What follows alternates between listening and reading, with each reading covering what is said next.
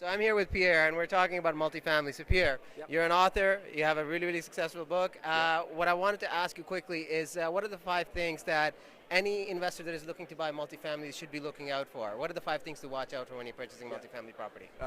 Addy, that's a great question. So first of all, any real estate transaction has 4 key risk factors that every investor should look at, and even the banks look at. So you've got your property risk factor, your market risk factor, your valuation, the value of the property risk factor, and you, the borrower or investor, you're a risk factor as well. So when you approach all your real estate transactions in that fashion, it gives you a framework, a basic structure from which to analyze those risks and mitigate them accordingly, because it forces you to identify them. And this is, as you know, I used to be a CMHC multifamily underwriter, and I also underwrote single properties as well, and I managed defaults at CMHC. So I left CMHC. Don't hold it against me, guys. Now I'm a full-time multifamily investor. But I mean, that framework really helps me in many ways. It helps me getting financing.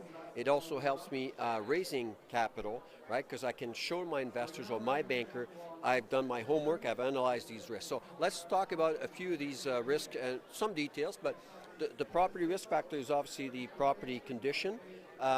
What condition is it in? And when you talk about multifamily specifically, you want to make sure to assess the REL, remaining economic life, of the major building components very carefully. Your roof is going to cost you on a 20-unit building probably about 60 grand. You don't want any surprises. So if it needs to be replaced, either you negotiate the price down, or you'll build a reserve to replace it. Same thing with the boiler. Major capital items, you want to plan for them. If you do that, that's a big risk that you're mitigating. Then there's one about the market. That's one that's more, well, I would say it's more, it's your amenities that are available in the area. What are your rents? Are your rents at market average, or are they below? When it comes to multifamily, it's important that you be at market, just because the valuation that we're going to talk, the next risk factor, is based on the income approach.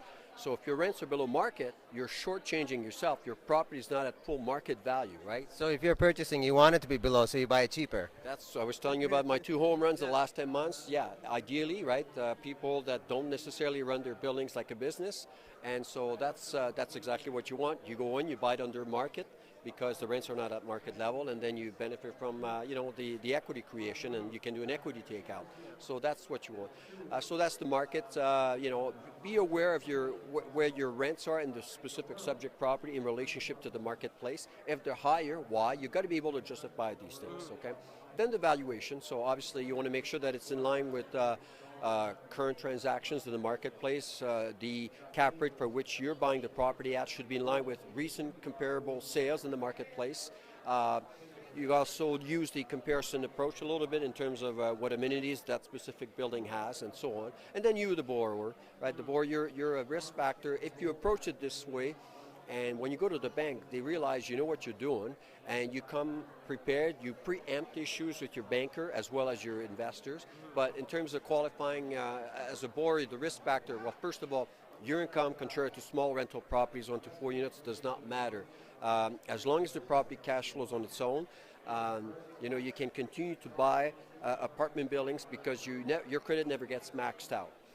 So that's a big difference, right? So, and the clock starts every time you buy a new deal. Like, you have to provide personal guarantees on each of your deals, but if you provided it on 3 deals before, it doesn't matter when you buy the next deal, because the clock, starts ticking every time from the next deal on. So that's these are the 4 key risk factors, and systematically you can go through them and analyze them carefully and mitigate every single risk, that way. Perfect. I really appreciate you taking the time and talking about this. That was a lot of good information. All right, my pleasure, Eddie. All right. And how can anybody, if somebody's looking to buy your book, where can they get it? They can go to multifamily investing multifamilyblueprint.com.